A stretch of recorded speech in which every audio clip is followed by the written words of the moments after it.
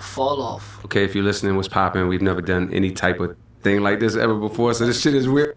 Okay, if you're listening, what's poppin'? We've never done any type of thing like this ever before, so this shit is weird. Who are we talking Who to? is this? What's poppin'? Nobody. Shit just got hella weird. Falling off is good. You see the title, let's talk about it. And I can explain it to where you'll agree. The fall off is evidence of success. Confident. You know, we talk about the fall off like it's a failure, like it's shameful, something to hide, you know?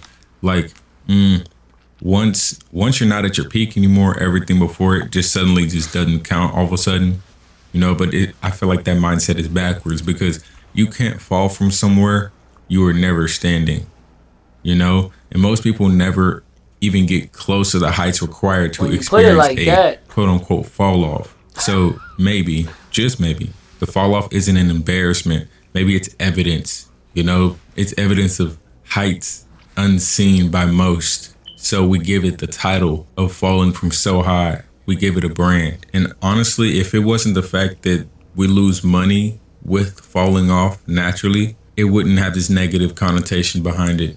You know, because you see celebrities fall off and it's like, dang, like they kind of let me down or whatever. But it's like, no, that's in the playbook. Like that's part of the script. That's what's supposed to happen. What human, what celebrity, what anything ever has been the best forever? Never. But here's the part people don't like to admit. If you've fallen off, that means you were once on. You know, you had momentum, you had visibility, impact. You had a moment where things were working so fluidly to where others aspire to be somewhere remotely close, not even where you were, just close to what you're doing, you know? Most people never experience that. Most people stay comfortably average their entire lives, all 60 to 70 years, just, you know? They never take risks. They never push far enough to be seen. They never climb high enough for gravity to even matter, things like that. Like, you don't fall off from mediocrity. Stop it. Listen, You fall gravity off matters from at any height. excellence, from being ahead of the curve. So the idea of where the fall off I see where you're is, going. it's like, nah, social media is kind of taking that narrative further than what it needs to be, because the fall off isn't proof that you failed. It's proof you played the game at a level most people never even reach. And you got to remember that, like, there's no brand, no person, no celebrity, which is the same thing as a brand. There's nothing that's been at the top forever. No one.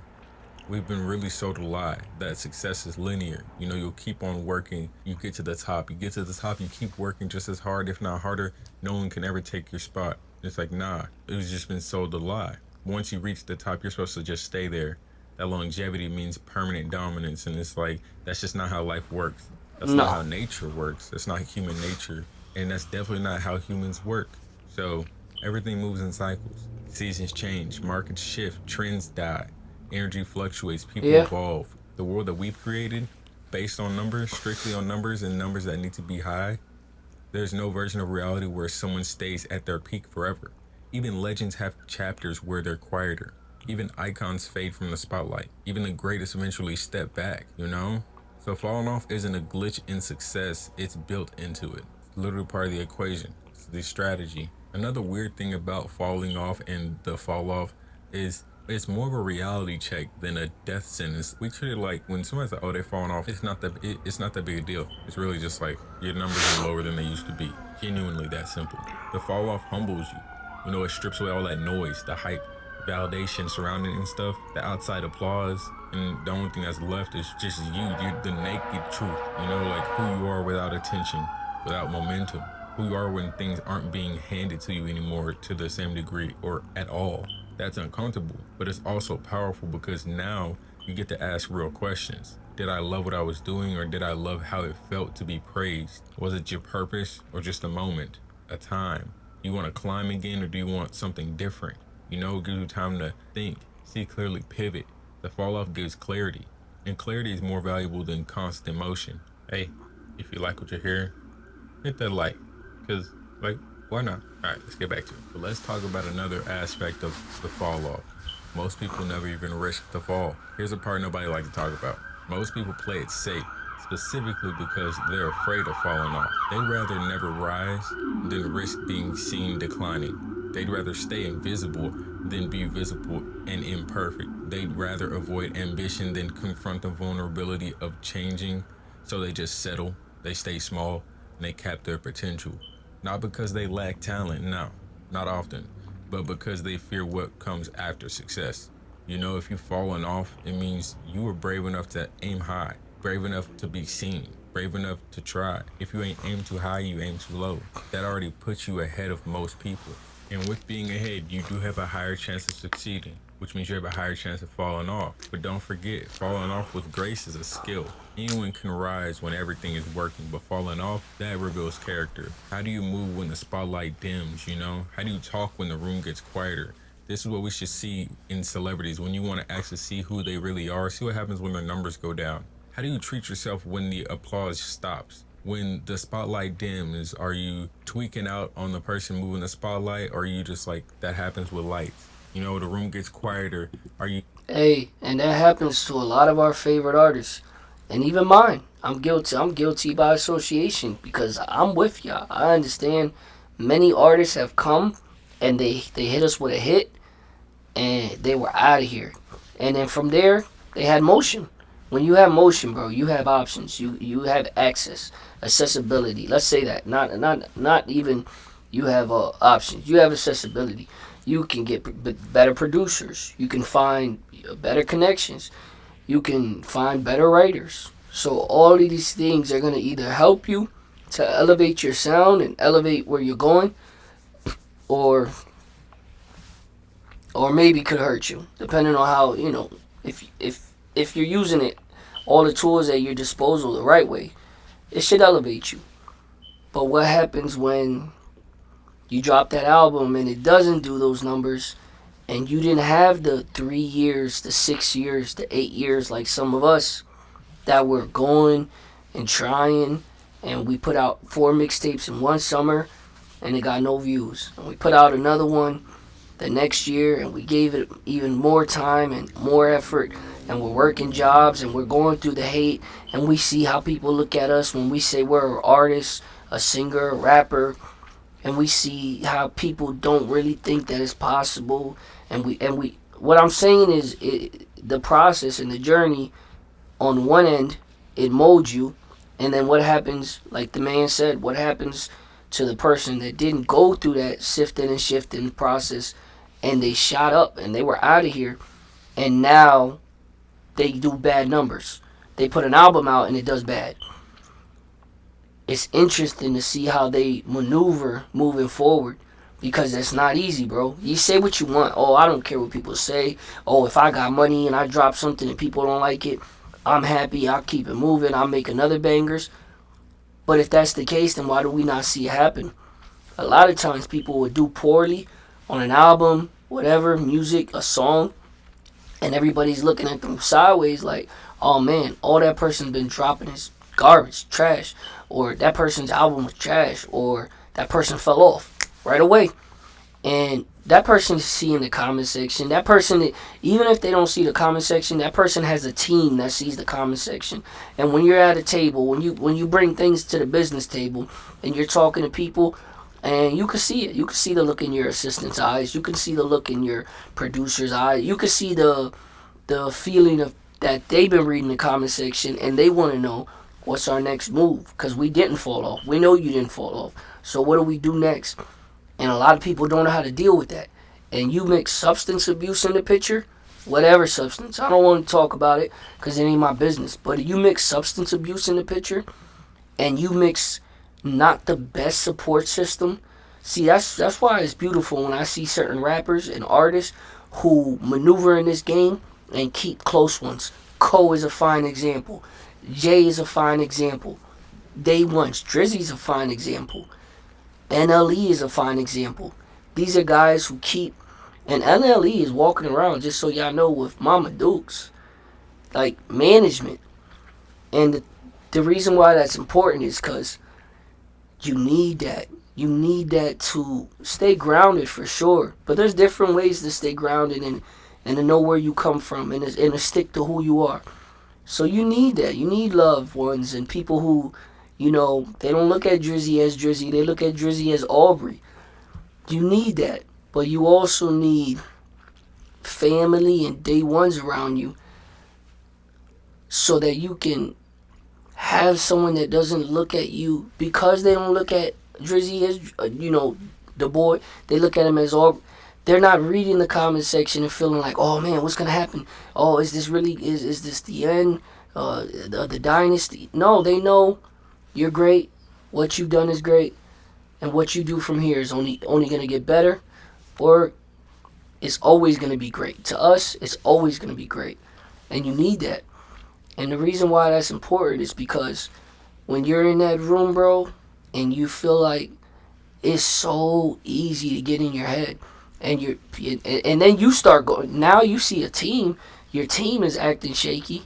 Now you start doing things like, and it might be little things. Maybe your producer is, not sending you 100 beats every 4 months. He's sending you 50, and you're wondering where's the other beats going. Like, is he sending it to hotter artists? And maybe that's just him doing what's best for him. Maybe he doesn't feel he owes you that loyalty, and that's fine. That's one thing that you want to get through this business and make sure you don't take things too personal. Does it kind of sting a little bit? It stings, but it's not deadly. But the thing is, chat, what do you do under that pressure? That's what's gonna define you for yourself, not for nobody else. Not for people to clap and say, wow, everybody said they fell off and he came back. No, it's not for them. It's not for those people. It's not for the ones who are, here today, gone tomorrow.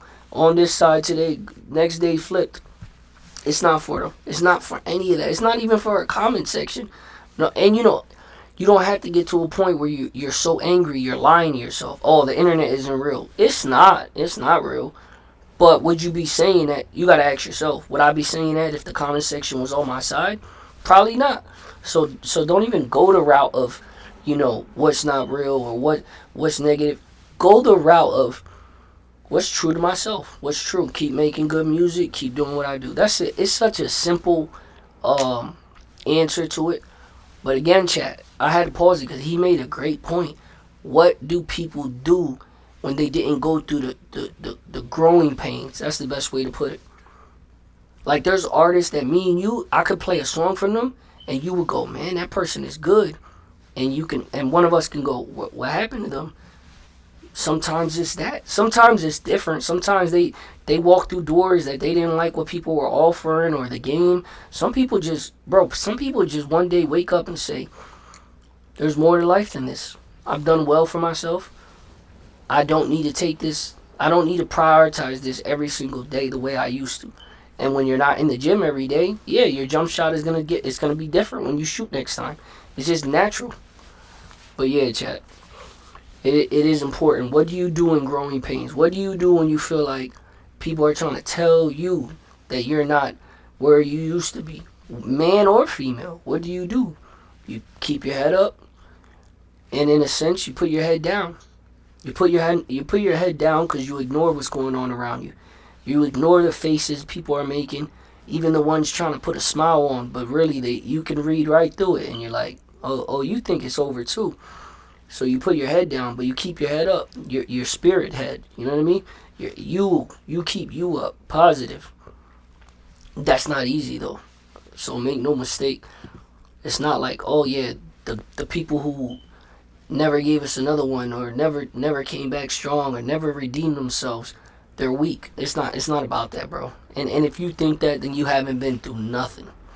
Cause sometimes it just is what it is, bro. It just is what it is. That's the best way to put it. Like, you're sitting there, you're looking at your kids, and you start to look at things differently. Like the man said, what do you do when you finally hear that for the first time? Like, oh, it's not hitting the same. Or, oh, this person fell off. And you start to look at it like, what am I doing this for? Do I do it to prove something to y'all? Am I doing it because I actually love this thing? Am I doing it because it made me money? Sometimes that's the answer. It made me good money. All right, that's fair. I did what I did, and now I'm gonna see what else I can do. Getting louder to fill the noise, or are you just adjusting with the volume of the room? Things like that. Do you hate yourself when the applause stops, or do you understand your true talent? Grace during the fall is rare. It means you don't really beg for relevance, like, at all. You're not clinging to the old version of yourself. You've learned from yourself. You don't become bitter about who passed you and who's doing this and doing that. You accept the season for what it is. And that Yeah. level of self-awareness, that's maturity, that's evolution, real success. But most people can't fall with grace. Most people don't want to fall at all. They'll do anything not to. But the fall off, it separates identity from the performance. So when you're at the top, it's easy to confuse who you are with what you do. You can see it a lot in Hollywood because a lot of them get paid to infuse the two, like their name, who we. Hey, how many of y'all would have guessed that Cole drives that? Ain't no way I would have thought that's his choice, vehicle of choice. But I don't even know what I would drive. Like right now, if you ask me tomorrow if everything went your way, what would you drive? I don't know, bro. I just don't know. Because a lot of them get paid to infuse the two. Like their name, who we know them as, is not the same as on their birth 745 with the certificate. And Gucci it's not the interior. same as who they are when the camera stops. It's not the same as when they put that separate. If you know, when they you go know. from actor to co-writer. It's not the same as Pardon when me. they go home and talk to their parents. A lot of them get paid to put that all in one, and they often get caught up in the numbers, your status, the output, your wins, all those things. The fall off forces a separation, and it's uncomfortable. So it's often people try to Yeah. avoid that uncomfortable truth. It is So they uncomfortable. ask, if this went away, who are you now? You spent so much time building value on all these other hats and personas. If you look at who you are without it, it just seems like less naturally. Because you had people telling you, oh, this version of you is so good for so long and built up so much value.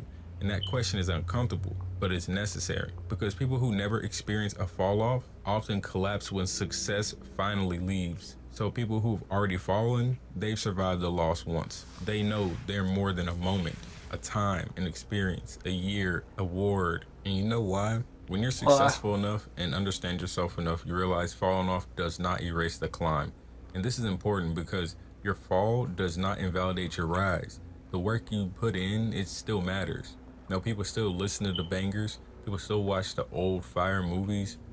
Things like Yeah. that. The heights you reach still happen. The impact Yeah, you it have happened. is It still happened. real. History doesn't get deleted because the chapter changed. No one looks at a mountain and says, it doesn't matter that it's tall because it slopes back down. The climb still counts. Always. Sometimes it creates space for reinvention. Sometimes falling off is the only way to grow. Because when things are working, there's no incentive to question them.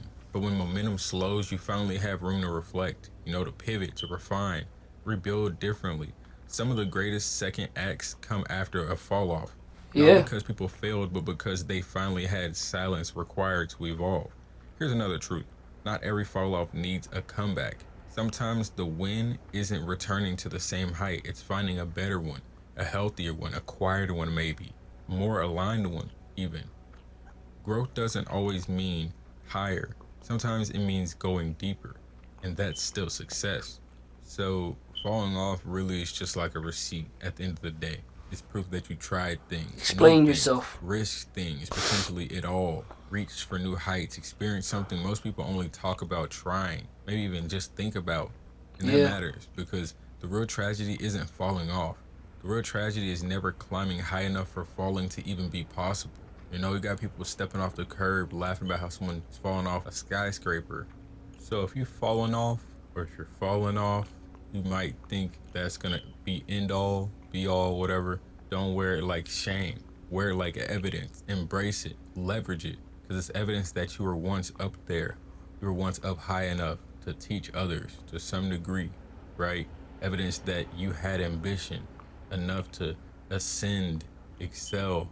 It's evidence that you played the game instead of watching from the sidelines like the average person. This is evidence that you can follow through with your word. You're not just like any other average person who will say something and not do it. No one is meant to stay on top forever. Right. And falling off doesn't mean you failed. It means you participated in success fully enough to experience all of it.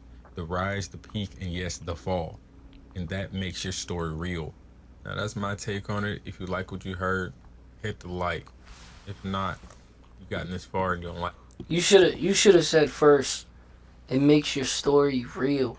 The rise, the grind, and then the fall. You should have ended with the fall. And then just turned it off, all black. You get it? Fall off. It just was. That was a good ending, bro. That was a solid video. Your examples are out of here. Like I never heard a mountain. No one looks at a mountain and says it's not a mountain because it has. What you were trying to say is valleys, peaks and valleys. But it's I ain't never heard that, but that's original. I like that 6ix9ine, Tekashi 6ix9ine. It was like a 3-part series. I probably watched that series a few times. I don't know why. I guess for a couple reasons. As they say, a student of life, a wise man learns from another's mistakes. I'm looking at what I will not become a victim to. I ain't do all this work, bro, and do all this praying and do all this, sacrificing to get there, and then get so caught up in a moment because, you're living fast. Things are moving fast. Things are happening fast. And then you wind up where someone like Tekashi or his peers wound up. Now, does that usually come with making decisions that, if you're paying attention, you're a little bit more mindful to these things? But believe me, chat, y'all don't understand. Because some of y'all are too young to have any real life experience with money. I know that it doesn't make or break you. I get that. It's money. But it can make or break you, chat. And when you're living a life where you're getting good money, and things are happening fast, chat. You're moving fast. You're having fun when you're here. When you're not getting to the bag, you're having fun. When you're not having fun, you're hanging out with females. You're still having fun. When you're not hanging out with females, you're with the brodies having fun. It's like a life of consistent fun, and it's so easy to make decision after decision. Remember in BCS, Better Call Saul, when Mike says something along the lines to Saul, you're on the road, and on the road you make these decisions, and it might not feel like the biggest decision in that moment, but these decisions will eventually lead you somewhere. And it's so true, and some of y'all get that. Like, I don't care how young you are. One thing about the young people that I'll give y'all credit for, y'all understand. When we have conversations like this, I don't see y'all not looking up at me like, what is this guy yapping about? When I talk to the young people, y'all get it. Y'all comprehend this, which is good. I don't know if it's thanks to your folks or thanks to the internet that y'all watched, things that are... Y'all watch things that I wasn't watching at your age, that's for sure. So y'all comprehend. And that's good. But the point I'm making with the Tekashi 6ix9ine video is I really like how they started, like, throughout because there's 2 documentaries. One was, it was alright. It was like, probably, I think it was interviewed. I don't know, because I could be conflating the two. The point that I'm making, let's just get through this. The whole time throughout the documentary, they were putting pieces on him. I think it was on Hulu at the time. And they were putting pieces on him like a character. And it wasn't him. It was him. It was his face, but it was an action figure. And they were piecing up things. And they would, for example, they would say, so as a rapper, you get the tattoos. And then they were inking him up. And, it was like, they were really trying to say he was fabricated. That's really the symbolic message there. But it also made for good imagery throughout the documentary. It's not a documentary, but you get it.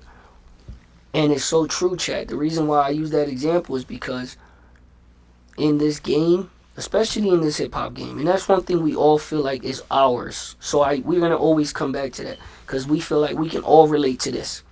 It's like talking about food. You got your favorites, I got my favorites. We're going to have some that we agree on. But no matter what, we're going to understand why this matters. Because food matters to us. Hip-hop matters to us. And the same way they'll make you, they'll try to break you. And that is one of the things that in hip-hop, because you don't hear that anywhere else, but in hip-hop, they'll use that to try to break you. That's all that is. That's all that is. When they say something like, oh, that person fell off, that's just it's cheap. Talk is free. And it's cheap, and it's easy for someone to go, oh, he fell off. Just because they don't want to do the due diligence or the work and go and check every album and check songs and see, oh man, I love this song. They don't want to live with an album for a week and see, man, this album is like a timestamp in my life now. Because I remember I was listening to that. Like, I got certain albums that I was listening to broke, on a bus, taking a bus to a job that I hate.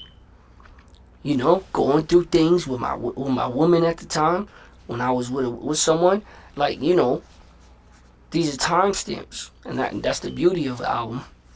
But yeah, the same thing they have things of how they'll try to make you, then they have their ways where they'll just go, oh, he fell off. Oh, she fell off. She fell off hard. Oh, it needs to be studied. It's just them talking. Like, it ain't that deep. And if you're one of those people who can see a comment section and see someone say, oh, that person, we don't listen to him no more, and that stops you from listening to someone you like, well, then you got bigger problems than whether or not this person fell off. You got to really dive deep into, ask yourself, do I wear the shoes I like because I like them? Have I become a product of my environment in the way I think? It's one thing, like, certain things you can't get rid of. You are who you are. But you'll stop listening to someone because someone else said they fell off and they got 800 likes. That's crazy to me. That's crazy to me. But yeah, the other thing is, there's a good question. I've heard 2 good questions in my life that they stuck with me. One of them was, you asked someone, would you prefer to live in a house with it's beautiful inside? I mean, beautiful. It's top of the line luxury, but your view, when you look outside any one of your windows, let's just say you have one big window. Is the size of a wall. Let's not even say windows, because we're going to make it real simple. Would you prefer to live in a house that's top of the line luxury, beautiful, but your view, when you look outside, is trash? I mean, broken down, abandoned, burned buildings, garbage, trash. The view is trash. Anywhere you can see is trash. Or would you prefer to live in a building that's garbage, it's a cheap apartment, the door is rusty, the paint is chipping, but when you look outside, your only window, it's a beautiful view. The grass is green, the sun is shining, the birds are chirping. Remember, Jeezy, that might be your neighborhood. That's one of my favorite songs. But yeah, the old lady across the street still take you to sleep. Third time she'll call. Yeah, you can't help yourself when you hear certain songs. But yeah, or would you prefer to live there, or the first house, or the second one?